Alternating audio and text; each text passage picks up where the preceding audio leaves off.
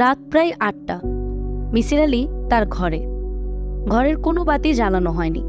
এতক্ষণ অন্ধকারে হাঁটাহাঁটি করছিলেন। বসার ঘর থেকে রান্নাঘরে যাওয়া, রান্নাঘর থেকে আবার বসার ঘর। জায়গাটা খুব ভালো করে চেনা। হাঁটতে অসুবিধা হচ্ছে না। অন্ধকারে কেন হাঁটাহাঁটি করছেন তা তিনি জানেন না। অস্থিরতা কাটানোর কোনো চেষ্টা হতে পারে। অস্থিরতা কাটানোর এই প্রক্রিয়া মিসির আলির চরিত্রের সঙ্গে মানাচ্ছে না। খুব অস্থির অবস্থায় তিনি চুপচাপ বসে থাকেন। আকিতারাকে নিয়ে তিনি হঠাৎ দুশ্চিন্তায় পড়েছেন। মনে হচ্ছে মনসুরের কথা ঠিক, মেয়েটা বাঁচবে না। অথচ হাসপাতালের ডাক্তার বলে দিয়েছেন ভয়ের কিছু নেই। এশিয়া জোনে ভাইরাসের নতুন কিছু স্ট্রেন দেখা দিয়েছে। এতেই হাই ফিভার হয়, ডেঙ্গু তার মধ্যে একটা। মিসির আলি ডাক্তারকে বললেন, মেয়েটার কি ডেঙ্গু হয়েছে?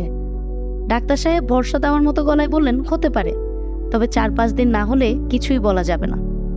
আমরা সিস্টেমেটিক চিকিৎসা চালিয়ে যাব, আপনি নিশ্চিন্ত থাকুন। ডাক্তারের কথায় তার ভরসা পাওয়া উচিত।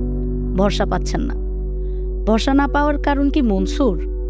সে পীর দরবেশের মতো বলে বসল মেয়েটা বাঁচবে না। সে কোনো পীর দরবেশ না। পীর দরবেশদেরও মানুষের মৃত্যু নিয়ে ভবিষ্যৎবাণী করার ক্ষমতা থাকে বলে তিনি মনে করেন না। তারপরেও কি কোনো কারণে মনসুরের কথা তার মনের গভীরে ঢুকে গেছে? Hypnotic suggestion? আচ্ছা, বাড়িওয়ালার পীর ভাইয়ের এখানে কোনো ভূমিকা আছে? এই মানুষটিও তো ভবিষ্যৎবাণী করেছেন, মহাবিপদ আসছে, জীবন সংশয় হবার মতো বিপদ। তাই তো হয়েছে। শুধু জীবন সংশয়টা তার না হয়ে আকিতারার হয়েছে। মিসির আলি হাঁটাহাঁটি বন্ধ করে খাটে উঠে বসলেন। এখনো বাতি জ্বালাতে ইচ্ছে করছে না। একটা ছোট হিসেব মিলছে না। তিনি ঠিক করলেন ছোট হিসেবটা না মেলা পর্যন্ত তিনি বাতি জ্বালাবেন না। হিসেব মেলানোর জন্য তিনি তাড়াহুড়া করে হাসপাতাল থেকে ফিরেছেন। এখন মনে হচ্ছে ফিরা ঠিক হয়নি। হাসপাতালে মেয়েটার পাশে থাকা উচিত ছিল। মেয়েটার মা বাবা মেয়েটাকে হাসপাতালে ফেলে রেখে চলে আসতে পারত না। তার বিছানার পাশে সারা রাত জেগে বসে থাকত। বেচারে আকিতারা প্রবল জ্বরের ঘরে আশপাশ অপরিচিত মানুষ দেখবে, নার্স দেখবে, ডাক্তার দেখবে, কাউকেই সে চিনতে পারবে না। কি প্রচণ্ড ভয়ই না সে পাবে। কি করে তিনি মেয়েটাকে ফেলে চলে এলেন? মিসির আলি ঠিক করলেন রাতের খাবার খেয়ে আবার হাসপাতালে ফিরে যাবেন, থাকবেন মেয়েটার পাশে। যতবার সে চোখ মেলবে ততবার তিনি বলবেন, ভয় পেও না, আমি আছি, ভালো হয়ে যাও। এক ধরনের হিপনোটিক সাজেশন দেওয়া হবে। মেয়েটা এই সাজেশনের মর্ম বুঝতে পারবে না, তাতে কোনো ক্ষতি নেই। আপনি ঘর অন্ধকার করে বসে আছেন কেন? মিসির আলি চমকে উঠে বললেন, কে? কি আশ্চর্য, আমার গলা চিনতে পারছেন না? আমি রেবু। আপনার সুইচ বোর্ড কোন দিকে বলুন তো, আমি বাতি জ্বেলে দিই। মিসির আলি খাটে হেলান দিয়ে বসেছিলেন। তার হাতের কাছেই সুইচ বোর্ড। তিনি সুইচ টিপলেন। রেবু বলল, আপনার দরজা খোলা, ঘর অন্ধকার। আমি ভাবলাম চোর এসে দরজা খুলে সবকিছু নিয়ে গেছে। কি কি নিয়েছে তা দেখার জন্য এসেছিলাম। আপনি ঘর অন্ধকার করে বসেছিলেন কেন? আপনি কি বসে বসে ঘুমোচ্ছিলেন? মিসির আলি জবাব দিলেন না। জবাব দেওয়ার কিছু নেই। রেবু বলল, আমি একবার পরীক্ষার হলে বসে ঘুমিয়ে পড়েছিলাম। জিওগ্রাফি ফাইনাল পরীক্ষার দিন। সারা রাত জেগে পড়েছি। হলে বসার পর লক্ষ্য করলাম এমন ঘুম ধরেছে, চোখ মেলে রাখতে পারছি না। টেবিলে মাথা রেখে ঘুমিয়ে পড়লাম। ইনভিজিলেটর আমাকে ঘুম থেকে ডেকে তুললেন। সেই থেকে আমার নাম হয়ে গেল ঘুম রাবেয়া। আমাদের ক্লাসে 2 জন রাবেয়া ছিল। একজন খুব নামাজ পড়তো, বোরকা পরে স্কুলে আসতো। তাকে সবাই ডাকতো তাপসী রাবেয়া। আমাকে ডাকতো ঘুম রাবেয়া। মিসির আলি বললেন, তোমার নাম রাবেয়া? শুধু রাবেয়া না, ঘুম রাবেয়া। তোমার ভালো নাম শেফালি না? না তো, আমি কি কখনো আপনাকে বলেছি আমার নাম শেফালি? তবে আপনার যদি আমাকে শেফালি ডাকতে ভালো লাগে আপনি ডাকতে পারেন, আমি রাগ করব না। আপনার কোনো কিছুতেই আমি রাগ করব না। রেবু আজ শাড়ি পরে আসেনি, সালোয়ার কামিজ পরেছে। পোশাকের জন্যই হয়তো তাকে কিশোরীদের মতো লাগছে। শাড়ি না পরার কারণে তার মধ্যে এখন তরুণী ভাব একেবারেই নেই। শাড়ি অদ্ভুত একটা পোশাক। ছেলেদের এমন কোনো পোশাক নেই যা পরলে একটা কিশোরকে যুবক মনে হবে। মিসির আলির মনে হলো শাড়ি নিয়ে গবেষণা হওয়া দরকার। 12-13 হাত লম্বা একটা কাপড় কেন একজন কিশোরীকে তরুণী বানিয়ে দেবে? রেবু বলল, আপনি আমার দিকে এভাবে তাকিয়ে আছেন কেন? কিভাবে তাকিয়ে আছি? মনে হচ্ছে আপনি আমার কথা শুনে খুবই অবাক হচ্ছেন। তোমার ভালো নাম রাবেয়া, এটা শুনে অবাক হচ্ছি। কেন? মানুষের ভালো নাম রাবেয়া থাকতে পারে না? অবশ্যই পারে। তোমার নাম তো শুধু রাবেয়া না, তোমার নাম ঘুম রাবেয়া। আমি খুব মজা করে গল্প করতে পারি, তাই না? যার সঙ্গে আমার বিয়ে হবে সে আমার গল্প শুনে খুব মজা পাবে। আগে আরো মজা করে গল্প করতে পারতাম, অসুখের পর আগের মতো মজা করতে পারি না। আপনার তো খুব বুদ্ধি, বলুন তো কেন আগের মতো মজা করে গল্প করতে পারি না? বলতে পারছি না, তুমিই বলো। যখনই কারোর সঙ্গে গল্প করি তখনই মনে হয় সে বুঝে ফেলছে আমার মাথা পুরোপুরি ঠিক নেই। তখন সাবধান হয়ে যায়। সাবধান হয়ে কথা বললে কি আর গল্পের মতো মজা থাকে? মিসির আলী বললেন, থাকে না। রেবু গলার স্বর নামিয়ে বলল, আপনি কি জানেন আপনার এখানে আসা আমার জন্য পুরোপুরি নিষেধ হয়ে গেছে? না, জানি না। আমার উপর সামরিক আইন জারি করা হয়েছে। মামা বলে দিয়েছে আর কোনোদিনও যেন আপনার এখানে না আসি। নিষেধ অমান্য করে এসেছো, তোমার মামা তো রাগ করবেন। মামা জানতে পারলে তবেই তো রাগ করবে। আজ বৃহস্পতিবার না? বৃহস্পতিবার কি?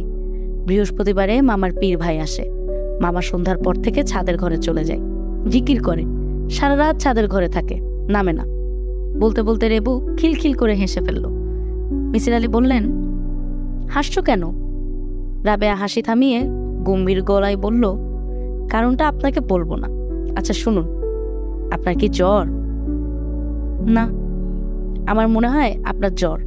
জ্বর হলে আপনার খুব কষ্ট হয়, তাই না? সেবা করার কেউ নেই। অসুখ বিসুখ হলে সেবা পেতে খুব ভালো লাগে, ঠিক বলেছি না? মিসির আলী জবাব দিলেন না। মেয়েটির সঙ্গে এখন আর কথা বলতে ভালো লাগছে না। তাকে হাসপাতালে যেতে হবে।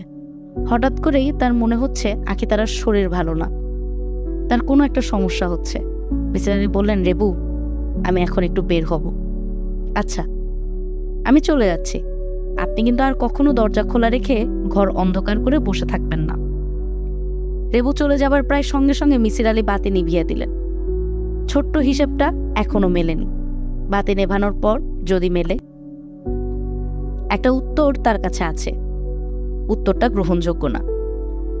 গ্রহণযোগ্য না এমন উত্তরও অনেক সময় সঠিক হয়। রেবুকে জিজ্ঞেস করে উত্তরটা যাচাই করে নেওয়া যেত, কিন্তু রেবুর কথাবার্তায় তার সংশয় আছে। সে মানসিকভাবে সুস্থ না, তার কোনো কথাই গ্রহণযোগ্য না। মিসির আলী খাট থেকে নামলেন। তার শরীর খারাপ লাগছিল। শরীর খারাপের কারণ ধরতে পারছিলেন না। খাট থেকে নামার পর শরীর খারাপের কারণ ধরতে পারলেন। আজ সারাদিন তার খাওয়া হয়নি। রিকশায় উঠে মিসির আলীর ক্ষুধাবোধ চলে গেল। তার মনেই রইল না রিকশায় ওঠার আগ পর্যন্ত তিনি ভেবে রেখেছিলেন চান মিয়ার রেস্টুরেন্ট থেকে কিছু খেয়ে নেবেন। তার যখন রান্না করতে ইচ্ছে করে না তখন এই রেস্টুরেন্টে খেতে যান। বিচিত্র কারণে রেস্টুরেন্টের মালিক চান মিয়া তাকে অসম্ভব পছন্দ করে। তাকে দেখলেই হাসি মুখে বলে, বাবুরে খানা দে, ঠিক মতো দিবি, আগে টেবিল সাফা কর, টেবিলে যেন আর কেউ না বসে। চান মিয়া কেন তাকে বাবু ডাকে, কেনই বা তার জন্য এতটা ব্যস্ত হয়, তা তিনি জানেন না, জিজ্ঞেসও করেননি। প্রশ্ন করে কারণ জানতে তার ভালো লাগে না। কোনো একদিন কারণটা নিজেই ধরতে পারবেন, আর ধরতে না পারলেও ক্ষতি নেই। কারণ ধরতেই হবে এমন কথা নেই। আকাশে বিদ্যুৎ চমকাচ্ছে, যে কোনো মুহূর্তে বৃষ্টি নামবে। বৃষ্টি নামার আগে আগে প্রকৃতি কিছু বোধহয় করে, চারদিকে এক ধরনের অস্থিরতা ছড়িয়ে দেয়। মিসির আলী একবার আকাশের দিকে তাকাচ্ছেন, আকাশের মেঘের সঙ্গে সম্পর্কিত নিজের মানসিক অস্থিরতা টের পাচ্ছেন। তার ইচ্ছে করছে রিকশাওয়ালাকে জিজ্ঞেস করেন, তোমারও কি অস্থির লাগছে? তিনি কিছু জিজ্ঞেস করার আগেই রিকশাওয়ালা বলল, আসমানের অবস্থা দেখছেন, আইজ একেবারে ভাসাইয়া দিব। মিসির আলী ছোট্ট নিঃশ্বাস ফেলে ভাবলেন, ভাসিয়ে দেওয়ার প্রবণতা প্রকৃতির ভেতর আছে। সে জ্যোৎস্না দিয়ে ভাসিয়ে দেয়, বৃষ্টি দিয়ে ভাসিয়ে দেয়, তুষারপাত দিয়ে ভাসিয়ে দেয়, আবার প্রবল প্রেম প্রবল বেদনা দিয়েও তার সৃষ্টি জগৎকে ভাসিয়ে দেয়। প্রকৃতি যে খেলা খেলে তার নাম ভাসিয়ে দেওয়া খেলা। প্রকৃতি ভাসিয়ে দিতে পছন্দ করে। আখিতারা মেয়েটা যদি সত্যি সত্যি মারা যায়, প্রবল দুঃখবোধ মিসির আলীকে ভাসিয়ে নিয়ে যাবে। আখিতারাকে দেখে মিসির আলী চমকালেন। সে হাসপাতালের বিছানায় আতশোয়া হয়ে আছে, তার কোলে হাসপাতাল থেকে দেওয়া খাবার, হলুদ রঙের প্লাস্টিকের ট্রেতে ভাত, এক টুকরো মাছ, ভাজি, ডাল। আখিতারা আগ্রহ নিয়ে খাচ্ছেন। মনে হলো মিসির আলীকে দেখে সে লজ্জা পেয়েছে। মিসির আলী বললেন, আখিতারা, তোমার খবর কি? মেয়েটা হাসি মাখানো লজ্জা লজ্জা মুখ করে বলল, ভালো। জ্বর চলে গেছে? হাসপাতালে থাকতে ভয় লাগছে? না। একা একা রাতে থাকতে পারবে? খাওয়া বন্ধ করেছো কেন? খাও। আখিতারা বলল, বড় বাবা, আপনি খাইছেন? মিসির আলী বললেন, না, তোমার এখান থেকে যাওয়ার পথে হোটেলে খেয়ে নেব। হাসপাতালের খাবার কেমন? আখিতারা বলল, লবণ কম। লবণ দিতে বলবো? না। মেয়েটা যে তাকে দেখে খুবই আনন্দ পাচ্ছে তা তিনি বুঝতে পারছেন। আনন্দিত মানুষের পাশে বসে থাকাও আনন্দের ব্যাপার। একজনের দুঃখ অন্যজনকে তেমন স্পর্শ করে না, কিন্তু আনন্দ করে। আখিতারা বলল, বড় বাবা, আপনি চলে যান, হোটেলে গিয়া ভাত খান। মিসির আলী বললেন, হঠাৎ করে তোমার এত জ্বর, আমি ভয় পেয়ে গিয়েছিলাম। এরকম জ্বর কি তোমার আগেও হয়েছে? বলো কি? আখিতারা বলল, ভয় পাইলে আমার জ্বর হয়। তুমি ভয় পেয়েছিলে? ভয় পেয়েছিলে কেন? আখিতারা নিচু গলায় বলল, রাইতে আমার কাছে একটা জিন আসছিল, জিন দেখা ভয় পাইছি। মিসির আলী বললেন, তুমি ভয়ের স্বপ্ন দেখেছিলে, স্বপ্ন দেখে ভয় পেয়েছ? স্বপ্ন দেখি নাই, জিন আমার বিছানার ধারে বসছে, আমার শরীরে হাত দিছে, আমারে চিমটি দিছে। কোথায় চিমটি দিয়েছে? ঘাড়ে। দেখি তোমার ঘাড় দেখি, কোন জায়গায় চিমটি দিয়েছে? আখিতারা দেখালো, জায়গাটা লাল হয়ে ফুলে আছে। মিসির আলী বললেন, এটা চিমটি না, কাকড়া বিছার কামড়। কাকড়া বিছার বিষের কারণে তোমার জ্বর এসেছে। ওই বাড়িতে কাকড়া বিছা আছে, আমি নিজে দেখেছি। তুমি এরপর থেকে সবসময় মশারি ফেলে ঘুমাবে। আখিতারা বলল, বিছানার ধারে জিন বসছিল, আমি দেখছি। মিসির আলী বললেন, আচ্ছা থাক, এই বিষয় নিয়ে আমরা পরে কথা বলবো। ডাক্তার তোমাকে কবে ছাড়বে কিছু বলেছেন? কাল সকালে ছাড়বেন, আমি সকালে এসে তোমাকে নিয়ে যাব, ঠিক আছে? হ্যাঁ। একা একা থাকতে পারবে তো? তোমার কি কিছু লাগবে? মৌলানা সাহেবের কাছ থেকে আমার একটা তাবিজ আয়না দিয়েন, তাবিজ থাকলে জিন আসবো না। মিসির আলী বললেন, আমি অবশ্যই তাবিজ নিয়ে আসব, তাবিজ ছাড়া আসবো না। বৃষ্টি শুরু হলো মিসির আলী বাসায় ফেরার পর। যত গর্জে তত বর্ষে না টাইপ বৃষ্টি। তেমন কোনো ভাসিয়ে দেওয়া ধরনের বৃষ্টি না, ভ্যাপসা গরম ছিল। বৃষ্টিতে গরমটা কেটেছে, সামান্য শীত শীতও লাগছে।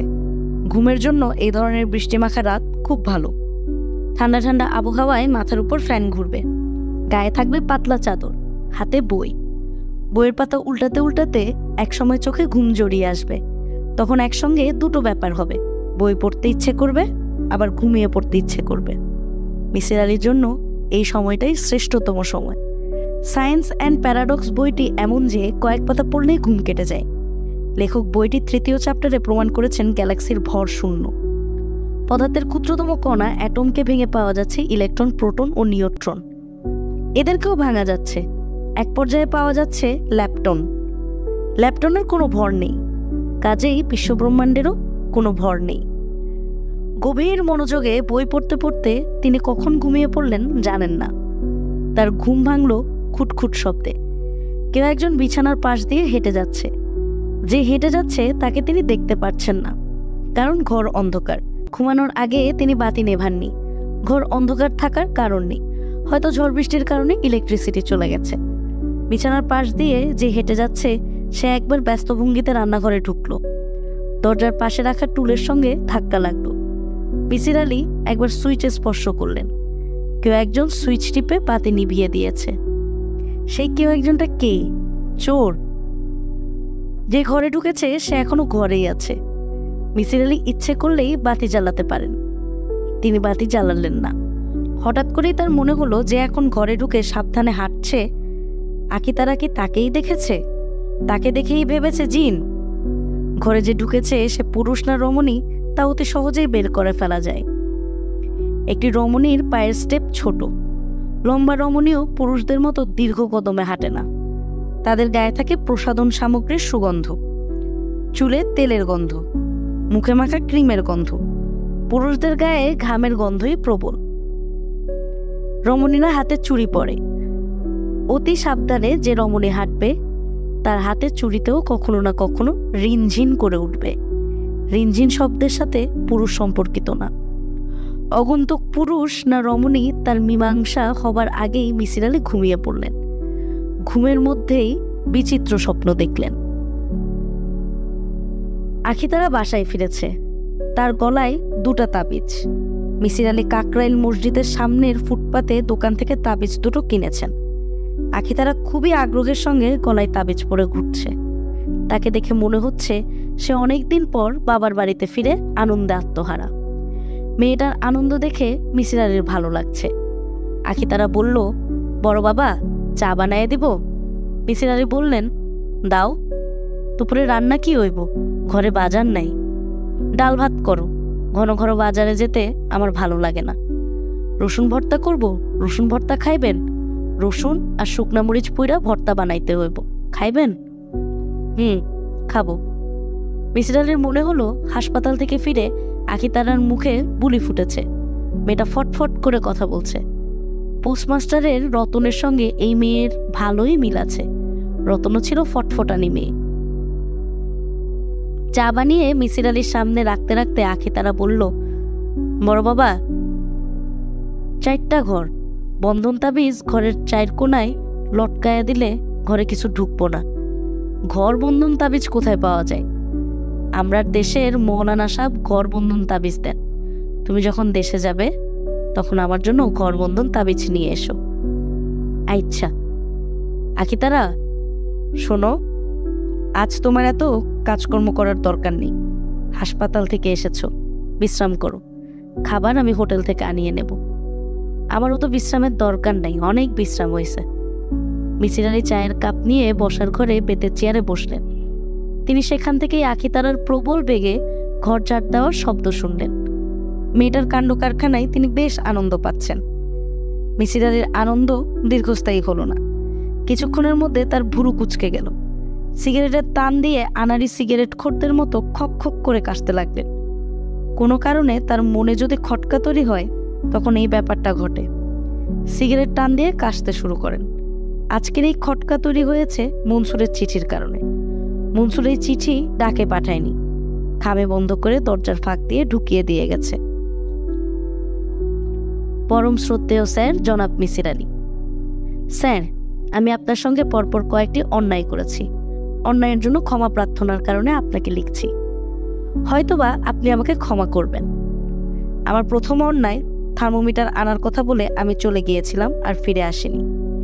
এই অন্যায়টি কেন করেছি আপনার মতো বুদ্ধিমান মানুষের তা না বোঝার কোনো কারণ নেই। স্যার আমি থার্মোমিটার দিয়ে কোনো ম্যাজিক দেখাতে পারি না। থার্মোমিটার নিয়ে উপস্থিত হলে ম্যাজিক দেখাতে হতো, কাজেই আমি পালিয়ে চলে গেছি। আপনি আমার কাজকর্মে সন্দিহান হয়ে পড়েছেন। সন্দেহভাজন একজন মানুষ যত ভালো কাজই করুক তার কাজকে দেখা হয় সন্দেহের চোখে। আপনি যখন জিজ্ঞাসা করলেন তুমি তো আখিতারাকে চেনো না, তাহলে তার নাম কিভাবে জানলে? আমি ভেবে জায়গা খেয়ে যাবার কারণে তৎক্ষণাৎ জবাব দিলাম না। কি করে তার নাম জানি আর কেনই বা আমি পকেটে থার্মোমিটার নিয়ে ঘুরছিলাম সেটা বলি।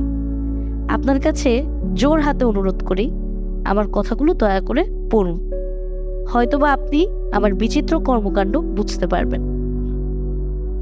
ওই দিন আখিতারা মেয়েটি প্রবল জ্বরে ছটফট করছিল। আমি তখন এসেছি আপনার সঙ্গে দেখা করতে। আপনার ঘরের দরজা বেশিরভাগ সময়ই খোলা থাকে। আমি ঢুকে গেলাম আপনার বসার ঘরে। সেখান থেকে শুনলাম আপনি মেয়েটার সঙ্গে কথা বলছেন।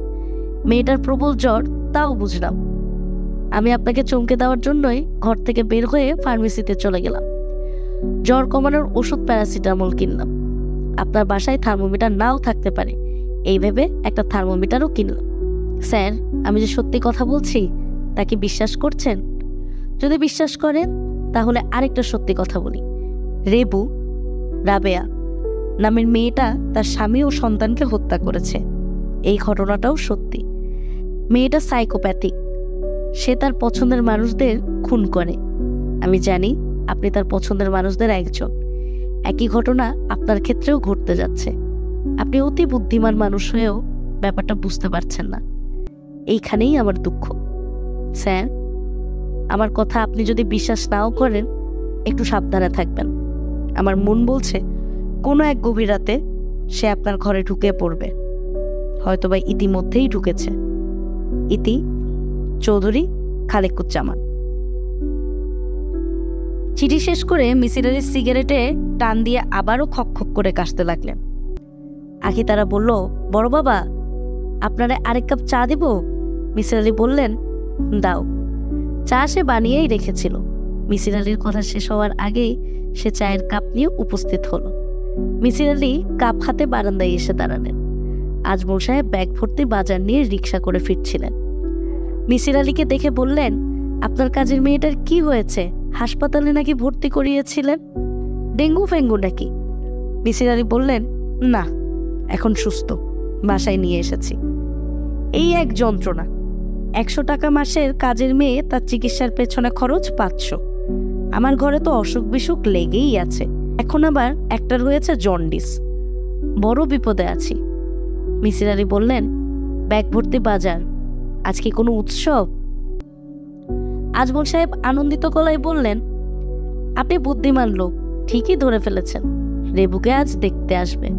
ছেলে সুইডেনে থাকে, ভালো কিছু করে বলে মনে হয় না, লেবার টাইপ। আমি মেয়ে পার করতে পারলেই খুশি। বিদেশে গিয়ে বাথরুমের গুমুট পরিষ্কার করলে করবে, আমার কি?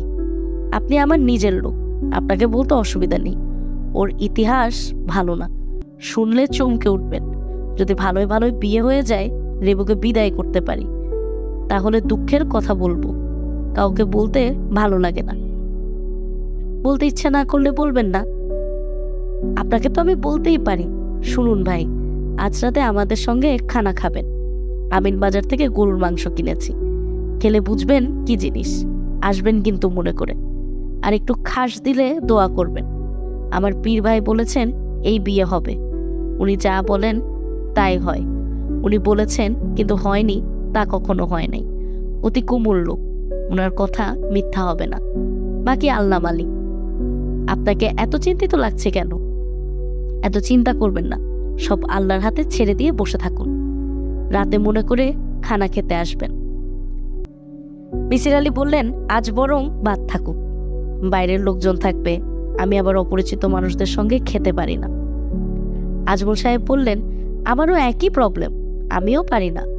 আপদরা বিদায় হলে আপনাকে খবর দিব, তারপর 2 ভাই মিলে খানা খাবো। এই আমার ফাইনাল কথা। আজমল সাহেব বাড়ির ভেতরের দিকে ঢুকে গেলেন।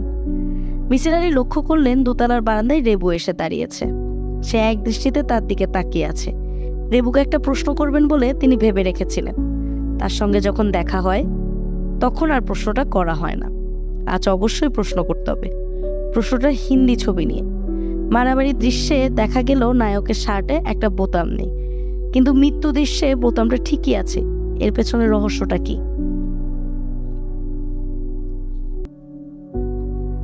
রসুন ভর্তা জিনিসটা যে এত সুস্বাদু মিসির আলী কল্পনাও করেননি।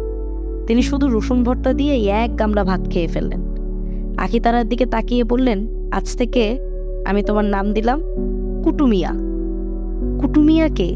কুটুমিয়া একটা উপন্যাসের চরিত্র, তার মতো রান্না কেউ করতে পারে না। আখি তারা আনন্দে নুয়ে পড়ল। মিসির আলী বললেন, এখন তুমি আমাকে বলো, তুমি যে রাতে জিনকে দেখলে সেই জিন কি করলো? চিমটি দিছে। দাঁড়িয়ে দাঁড়িয়ে চিমটি দিল না বসে চিমটি দিল? বসছে, তারপরে চিমটি দিচ্ছে। ভূত চিমটি দেয় আমি কোনোদিনও শুনিনি, চিমটি দেয় মেয়েরা। আখি তারা গম্ভীর গলায় বলল, আমারে চিমটি দিছে জিনে।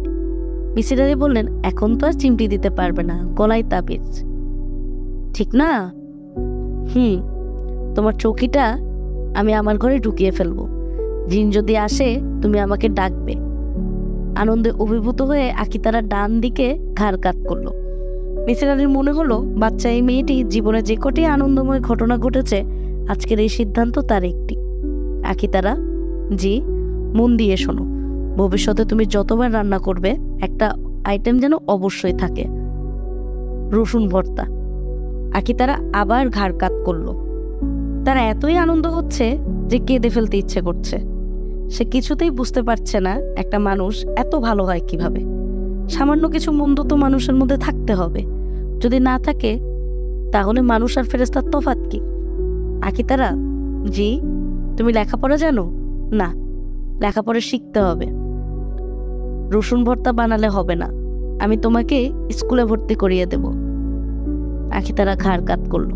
এইবার সে আর চোখের পানি আটকাতে পারল না, তার চোখ দিয়ে পানি পড়তে লাগলো। মিসির আলী তাকিয়ে দেখলেন, কিছু বললেন না। তিনি চাচ্ছেন মেয়েটা আরো কাঁদুক। আনন্দের কান্না দেখতে তার বড় ভালো লাগে। আখিতারা, জি, খাওয়া শেষ করে আমার মাথায় তেল দিয়ে দাও। তুমি আমার অভ্যাস খারাপ করে দিয়েছ। রসুন ভর্তা দিয়ে যে খাওয়া খেয়েছি, আজ দুপুরে না ঘুমোলে চলবে না। আজ আমি মরার মতো ঘুমাবো। মিসির আলী সত্যি সত্যি মরার মতো ঘুমালেন। তার ঘুম ভাঙল রাত 9টায়। দিনের বেলায় এত লম্বা ঘুম তিনি আর জীবনে কখনো ঘুমিয়েছেন বলে মনে করতে পারলেন না। মৃত্যুর কাছাকাছি ঘুম, শান্তি এবং তৃপ্তির ঘুম। সবকিছুরই কারণ আছে। তৃপ্তিময় দীর্ঘ ঘুমেরও নিশ্চয়ই কারণ আছে। সবসময় কারণ খুঁজতে ভালো লাগে না। তিনি হাত মুখ ধুতে গেলেন। রাতে আজমল সাহেবের বাড়িতে খেতে যেতে হবে। আখিতারাকে সঙ্গে নিয়ে যাবেন। মেয়েটাকে অবশ্যই একা রেখে যাওয়া যাবে না। জিন বিষয়ক ভীতি মেয়েটার মাথার ভিতর আছে। যে কোনো সুযোগে আবার সেই ভয় ডালপালা মেলতে পারে। আখিতারা বলল, বড় বাবা, চা খাইবেন? মিসির আলী বললেন, না, দাওয়াত খেতে যাব, তুমিও সঙ্গে যাবে। আখিতারা বলল, আপনার কি শরীর খারাপ? মিসির আলী বললেন, শরীর খারাপ না, শরীর ভালো। আপনি ঘুমাইতেই আছেন, ঘুমাইতেই আছেন, ঘুমাইতে ঘুমাইতে মানুষ মারা যায়। কে বলেছে? বড় বাবা বলেছে। এজন্য বড় বাবা যখন বেশি ঘুমায় তখন আমার ভয় লাগে। আমি ডাক দিয়া তুলি। আমাকে ডাক দিয়ে তুললে না কেন? আমি ডাকছি, আপনার ঘুম ভাঙে নাই। মিসির আলী বললেন, এত লম্বা আরামের ঘুম কেন ঘুমিয়েছি শোনো। কারণটা কিছুক্ষণ আগে পরিষ্কার হয়েছে। আমার মাথার জট পাকিয়ে গিয়েছিল, আন্দা গিট্টু লেগে গিয়েছিল। গিট্টু খুলে গেছে বলে আরাম করে ঘুমিয়েছি, বুঝেছ? কিছু না বুঝেই আখিতারা মাথা নাড়ল। মানুষটা যে ঘুমের মধ্যে মরে যায়নি এতেই সে খুশি। রাতে মিসির আলী আজমল সাহেবের বাড়িতে খেতে গিয়ে অস্বস্তিতে পড়লেন। বাড়িতে শোকের ছায়া। বরপক্ষের লোকজন কেউ আসেনি, তারা কোনো খবরও পাঠায়নি। আজমল সাহেব বললেন, মানুষ এত খারাপ কেন বলেন তো ভাই সাহেব? আসবে না ভালো কথা, একটা খবর তো দিবি। মিসির আলী বললেন, কটার সময় আসার কথা? সন্ধ্যাবেলা আসার কথা। মুরব্বীরা আসবে, বিয়ের কথাবার্তা হবে, তারপর খানা পিনা। রাস্তার যানজটে মনে হয় আটকা পড়েছে। সব মুরব্বীদের একত্র করে আসতেও দেরি হয়। আজমল সাহেব হতাশ গলায় বললেন, ওরা আসল খবর পেয়ে গেছে। সবকিছু এত গোপন করে রাখি, তারপরেও আসল খবর বের হয়ে যায়। আপনি আমার নিজের লোক, আপনাকে বলি, রেবুর আগে বিয়ে হয়েছিল, একটা মেয়েও হয়েছিল। স্বামী সন্তান দুজনই মারা যায়। তারপর থেকে রেবুর মাথা খারাপ। নতুন করে ঘর সংসার হলে মাথা ঠিক হয়ে যেত। মাথা খারাপের আসল ওষুধ বিবাহ। প্রশ্ন করবেন না ভেবেও মিসির আলী প্রশ্ন করে ফেললেন। তিনি ইতস্তত করে বললেন, তারা মারা যায় কিভাবে? আজমল সাহেব বললেন, কাজের মেয়ে খুন করে টাকা পয়সা গয়নাগাটি নিয়ে পালিয়ে যায়। বিশাল ইতিহাস, আরেকদিন বলবো। আপনাকে বলতে কোনো বাধা নেই রে ভাই। আপনি আমার আপনা লোক। পুলিশ টাকা খাওয়ার জন্য কি যে করেছে বললে বিশ্বাস হবে না। পুলিশ আসামি করেছিল রাবেয়াকে। রাবেয়াকে? রেবুর ভালো নাম রাবেয়া। ঘটনার পর আমরা রেবুর নাম চেঞ্জ করে ফেলি, তার নাম দেই শেফালি। ডাকনাম শেফু। মেয়েটার বিয়ে তো দিতে হবে, আগের নামধাম রাখার কোনো যুক্তি আছে? আপনিই বলেন। মিসির আলী কিছু বললেন না, ছোট্ট করে নিঃশ্বাস ফেললেন। আজমল সাহেব মিসির আলীর দিকে এগিয়ে এসে গলা নিচু করে বললেন, স্ত্রী স্বামীকে খুন করে এই ইতিহাস আছে, কিন্তু কোনো মা তার 7 মাসের ফুটফুটে বাচ্চা খুন করতে পারে? আপনি বলেন। আপনি তো বোকাচোদা না। খারাপ কথা বলে ফেলেছি ভাই, কিছু মনে করবেন না। আজমল সাহেব বললেন, তোরা পারলে যে কাজের মেয়ে খুন করে পালিয়েছে তাকে ধরে আন, তা না উল্টাপাল্টা জেরা। রেবুর মাথাটাই খারাপ করে দিল। মামলা থেকে রেবুকে বের করে আনতে কত টাকা গেছে বলুন তো দেখি, আপনার অনুমান? বলতে পারছি না। মামলা মুকদ্দমা বিষয়ে আমার অনুমান খুবই খারাপ ভাই। 4,21,000, থানায় স্টাফ নিয়ে 2 লাখ, আর এসপি সাহেবকে দিয়েছি 2 লাখ। মিসির আলী বললেন, 21,000 টাকার হিসাবটা পত্রিকাওয়ালাদের দিতে হয়েছে। উল্টাপাল্টা খবর ছেপে দিলে মুশকিল না? ভাই সাহেব, আপনার কি খিদে লেগেছে? খানা দিতে বলি? মিসির আলী বললেন, আরেকটু অপেক্ষা করি। আজমল সাহেব বললেন, কোনো লাভ নেই, শুয়োরের বাচ্চারা আসবে না। রেবু মেয়েটা কি কপাল নিয়ে এসেছে, ঝাড়ু মারি কপালে। একবার ইচ্ছে করে আমিই গলা টেপে মেয়েটিকে শেষ করে দেই, যন্ত্রণা শেষ হোক। নিচে গাড়ির শব্দ পাওয়া যাচ্ছে, একটা না বেশ কয়েকটা গাড়ি। মিসির আলী বললেন, আমার ধারণা বরপক্ষের লোকজন চলে এসেছে। আপনার পীর ভাইয়ের কথা সত্যিই হয়েছে। আজ রেবুর বিয়ে। আয়োজনের হইচই ধরনের বিয়ে না, নিয়ম রক্ষা বিয়ে। মগবাজারের কাজী অফিস থেকে কাজী সাহেব আসবেন। বরপক্ষে কিছু লোকজন থাকবে। 5 লক্ষ টাকা কাবিন, অর্ধেক গয়নাপাতিতে উসুল। আজমল সাহেব প্রায় জীবন দিয়ে দিচ্ছেন মিসির আলী যাতে কোণের দিকের একজন উকিল হন। মিসির আলী কাটান দিয়ে যাচ্ছেন, শেষ পর্যন্ত কাটান দিতে পারবেন বলে মনে হচ্ছে না। বিয়ের কোণে রেবুর সঙ্গে তার দেখা হয়েছে। সে সকালবেলা নতুন পাঞ্জাবি নিয়ে তার সঙ্গে দেখা করতে এসেছিল। আজমল সাহেব পাঞ্জাবি পাঠিয়েছেন। তিনি চান মিসির আলী বিয়ের আসরে এই পাঞ্জাবি পরে উপস্থিত হবেন। আখিতারাও এই উপলক্ষে লাল পাট্টুরে লাল শাড়ি পেয়েছে। বিয়ে হবে সন্ধ্যায়। আখিতারা সকাল থেকে শাড়ি পরে সেজেগুজে বেড়াচ্ছে। মিসির আলীকে বলেছে তাকে কাচের চুড়ি কিনে দিতে হবে, কাচের চুড়ি না পেলে সে বিয়েতে যাবে না। রেবু মিসির আলীর পা ছুঁয়ে সালাম করল। মিসির আলী বললেন, আজ তোমার জন্য বিশেষ দিন। পাঞ্জাবি টেবিলে রেখে রেবু কিছু বলল না। মিসির আলী বললেন, উন্নত একটা দেশে যাচ্ছ, তাদের চিকিৎসা ব্যবস্থা খুব ভালো, অবশ্যই সেখানে তুমি ভালো ডাক্তার দেখাবে, সাইকিয়াট্রিস্টের সঙ্গে যোগাযোগ করবে, তোমার ভালো চিকিৎসা দরকার। রেবু ঘাড় কাত করল। মিসির আলী বললেন, তুমি কি আমাকে কিছু বলতে চাও? রেবু বলল, না। মিসির আলী বললেন, তোমার কাছে আমার একটা প্রশ্ন ছিল। রেবু সঙ্গে সঙ্গে সোজা হয়ে বসল। তার দৃষ্টি তীক্ষ্ণ। অতিরিক্ত টেনশনে তার নাক ফুলে ফুলে উঠছে। মিসির আলী বললেন, তুমি ঘাবড়ে গেছো কেন? জটিল কোনো প্রশ্ন না। হিন্দি ছবি দেখছিলাম তোমাকে সঙ্গে নিয়ে, সেই ছবি নিয়ে প্রশ্ন। কি প্রশ্ন? নায়ক যখন মারামারি করছিল তখন দেখলাম তার শার্টের একটা বোতাম নেই, কিন্তু মিত্র দৃশ্যের সময় দেখলাম শার্টের সবগুলো বোতামই আছে। এটা কি করে সম্ভব?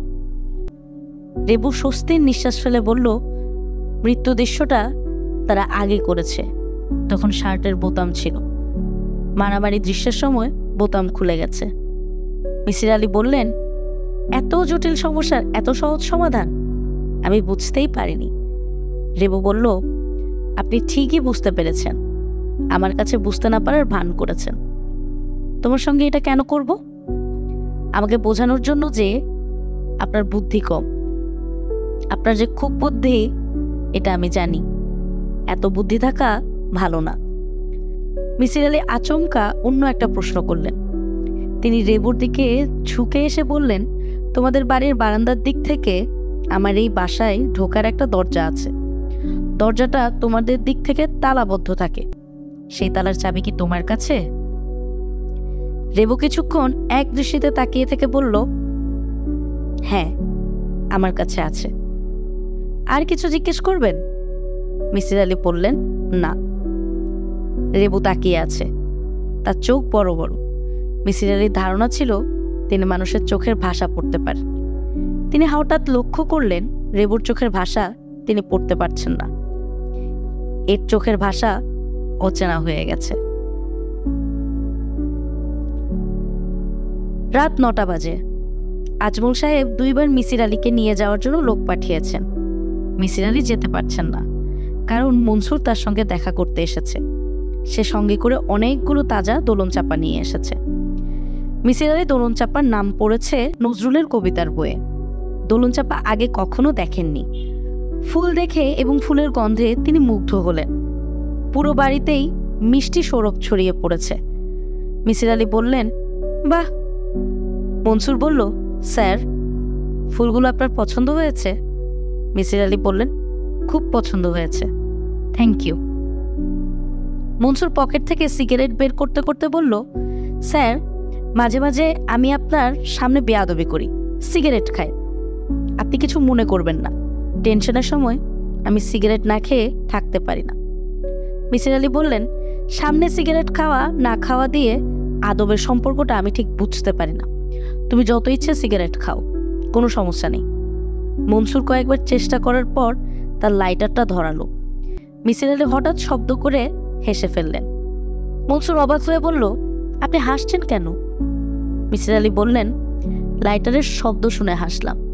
লাইটারটা তুমি বাঁ হাতে ধরিয়েছ, এটা দেখেও হাসলাম। মনসুর বলল, আমি লেফট হ্যান্ডার। স্যার, এটা কি কোনো হাসির ব্যাপার? আমি যতদূর জানি এই পৃথিবীর 2% মানুষ লেফট হ্যান্ডার। মিসির আলী বললেন, আমি কেন হেসেছি ব্যাপারটা বুঝিয়ে বলি। একবার আমার বাসায় গভীর রাতে কেউ একজন ঢুকেছিল। সেটা খুব বৃষ্টির রাত, ঝুম বৃষ্টি হচ্ছিল। যে ঢুকেছিল সে চাচ্ছিল আমি যেন টের পাই কেউ একজন এসেছে, কিন্তু কে এসেছে সেটা যেন বুঝতে না পারি। আপনি বুঝে ফেলেন কে এসেছে? হ্যাঁ, তুমি এসেছিলে। মনসুর শান্ত গলায় বলল, আমি লেফট হ্যান্ডার এটা জেনেই আপনি টের পেলেন আমি আপনার ঘরে ঢুকেছি? লেফট হ্যান্ডাররা গভীর রাতে মানুষের বাড়িতে ঢুকে? মিসির আলী বললেন, তুমি পুরোটা না শুনেই উত্তেজিত হয়ে পড়ছো। আগে পুরোটা শোনো, নার্ভ ঠান্ডা করো, আর একটা সিগারেট ধরাও। মনসুর আর একটা সিগারেট ধরালো, আর তখনই ব্যস্ত ভঙ্গিতে আখিতারা ঘরে ঢুকে পড়ল। বড় বাবা, আপনি যাবেন না? মিসির আলী বললেন, তুমি বিয়ে বাড়িতে চলে যাও, আমি আসছি। আখিতারা বলল, আমি আপনারে না নিয়ে যাব না। তাহলে অপেক্ষা করো, সুন্দর করে 2 কাপ চা বানিয়ে দিয়ে যাও। আখিতারা চলে গেল। মিসির আলী মনসুরের দিকে তাকিয়ে বললেন, ওই রাতে তুমি কিছুক্ষণ আমার ঘরে হাঁটাহাঁটি করলে, আমার ঘুম ভাঙা পর্যন্ত অপেক্ষা করলে। আড়ষ্ট ছিলে। স্মোকাররা টেনশন কমাতে সিগারেট টানে। ঘর থেকে বের হয়ে তুমি সিগারেট ধরালে। বাইরে বৃষ্টি হচ্ছিল বলেই পুরো সিগারেট তুমি আমার বাসার বারান্দায় দাঁড়িয়ে শেষ করলে। সিগারেটের গন্ধে আমি তোমাকে চিনলাম না, তোমাকে চিনলাম লাইটারের শব্দে। তোমার লাইটারের শব্দ আমি চিনি। মনসুর চুপ করে আছে। সে এখন আর সিগারেটের টান দিচ্ছে না, তবে তাকিয়ে আছে সিগারেটের ধোঁয়ার দিকে। মিসির আলী বললেন, তুমি লেফট হ্যান্ডার, এটাও কিন্তু ইন্টারেস্টিং কোইন্সিডেন্স। শুনলে তুমি মজা পাবে। বলবো? বলুন। তুমি আখিতারার বিছানায় বসেছ, তার ঘাড়ের ডান দিকে চিমটি দিয়েছ। আখিতারা উত্তর দিকে মাথা দিয়ে শুয়েছিল। এই অবস্থায় তার ঘাড়ের ডান দিকে একজন লেফট হ্যান্ডার চিমটি দেবে, রাইট হ্যান্ডার চিমটি দেবে ঘাড়ের বাঁ দিকে। ব্যাপারটা বুঝতে না পারলে আমি একটা কাজ করি, আখিতারাকে বিছানায় শুয়ে তার পাশে বসে দেখাই কেন একজন ঘাড়ের বাঁ দিকে চিমটি দিবে আর একজন দেবে ডান দিকে। দেখাবো? মনসুর শান্ত গলায় বলল, দেখাতে হবে না। আপনি কি বলছেন আমি বুঝতে পারছি। আখিতারা চা বানিয়ে ঢুকেছে। মনসুর সহজভাবেই চায়ের কাপে চুমুক দিল। মিসির আলী বললেন, মনসুর শোনো, লজিক হচ্ছে সিঁড়ির মতো। লজিকের একটি সিঁড়িতে পা দিলে অন্য সিঁড়ি দেখা যায়। তুমি আমার ঘরে ঢুকেছ এটা জানার পর বুঝতে পারলাম রেবু মেয়েটির সঙ্গে তোমার যোগাযোগ আছে। কিভাবে বুঝলেন? আমার বাসার একটা দরজা বাইরে থেকে তালা দেওয়া, সে তালা খুলে এ বাসায় ঢোকা যায়। তালার চাবি রেবুর কাছে আছে। সেই চাবির একটা নিশ্চয় তোমার কাছেও আছে, আছে না? হ্যাঁ, আছে। রেবুদের বাড়ির টেলিফোন নাম্বারও তুমি জানো। তুমি আমাকে ওই বাড়িতে টেলিফোন করেছিলে, মনে আছে? আছে। আমি একটা নতুন পাঞ্জাবি পরে সেজেগুজে বসে আছি। আমার কাজের মেয়েটা আমাকে তাড়া দিচ্ছে বের হওয়ার জন্য। তুমি একবারও জিজ্ঞেস করলে না আমরা কোথায় যাচ্ছি। রেবুর সঙ্গে যোগাযোগ না থাকলে তা জানা সম্ভব না। তুমি কি জানো আজ রেবুর বিয়ে? মনসুর বিচিত্র ভঙ্গিতে হাসল। মিসির আলী বললেন, তুমি এই বাসায় একসময় ভাড়াটে ছিলে। আমার এই অনুমান কি ঠিক আছে? মনসুর চমকে উঠে বলল, এই তথ্য আপনাকে কে দিয়েছে? মিসির আলী সহজ গলায় বললেন, রান্নাঘর দিয়েছে। রান্নাঘরের দেয়ালে হাজী আজমত আলী নামের একজন ভদ্রলোকের নাম এবং টেলিফোন নাম্বার লেখা। তোমার হাতের লেখা আমি চিনি। আপনি কি আমার সম্পর্কে খোঁজ নেওয়ার জন্য হাজী আজমত আলীকে টেলিফোন করেছিলেন? না, টেলিফোন করিনি। তুমি বাড়িতে কতদিন ছিলে? 3 মাস। আমার ধারণা রেবুর সঙ্গে তখনই তোমার পরিচয় এবং প্রণয়। রেবু কি নিশিরাতে তালা খুলে তোমার ঘরে আসতো? হ্যাঁ। অবস্থাটা তো তোমার জন্য ভালোই ছিল। তুমি 3 মাসের মধ্যে চলে গেলে কেন? রেবুর বিয়ে হয়ে গিয়েছিল বলে? মিসির আলী বললেন, আমার সিগারেট শেষ হয়ে গেছে, একটা সিগারেট দাও। মনসুর সিগারেট দিল। লাইটার দিয়ে সিগারেট ধরিয়ে দিল। মিসির আলী বললেন, মনসুর, তুমি কি মানুষ খুন করেছ? মনসুর বলল, জি না। রেবুকে পরামর্শ দিয়েছিলে তার স্বামী সন্তানকে খুন করতে? জি না। তুমি যদি কিছু বলতে চাও বলো, আমি তোমার কথা খুব মন দিয়ে শুনব। স্যার, রেবুর বাচ্চা হওয়ার পর তার সংসারে খুব অশান্তি শুরু হলো। রেবুর স্বামীর ধারণা হলো বাচ্চাটা তার না। রেবু একদিন স্বীকারও করলো বাচ্চার বাবা অন্য একজন। তারপর 2 জনকেই বটি দিয়ে কেটে টুকরো টুকরো করে ফেললো। তুমি আমার ঘরে কেন আসতে? স্যার, আমি আপনাকে ভয় দেখিয়ে এই বাসা থেকে সরিয়ে দিতে চাচ্ছিলাম। কারণ রেবু প্রায়ই বলতো সে আপনাকে খুন করতে চায়। সে অসুস্থ একটা মেয়ে, ভয়ঙ্কর অসুস্থ। আপনাকে এই কথাই বারবার বলার চেষ্টা করেছি। আপনার বেঁচে থাকা আমার জন্য দরকার। কেন? স্যার, একমাত্র আপনিই রেবুকে সুস্থ করে তুলতে পারবেন, আর কেউ পারবে না। স্যার, আমি এই অসুস্থ মেয়েটিকে ভয়ঙ্কর ভালোবাসি। মনসুর তাকিয়ে আছে। এই চোখের ভাষা মিসির আলী পড়তে পারছেন না। এই চোখ মমতা এবং ভালোবাসায় আর্দ্র। মনসুরের চোখে পানি জমতে শুরু করেছে। মিসির আলী অপেক্ষা করছেন চোখ থেকে পানির ফোঁটাটা কখন টেবিলের উপর পড়ে। মনসুর যেভাবে বসে আছে, পানির ফোঁটা টেবিলে পড়ার কথা। অশ্রু চোখেই মানায়, কাঠের টেবিলে মানায় কিনা এটা তার দেখার ইচ্ছা।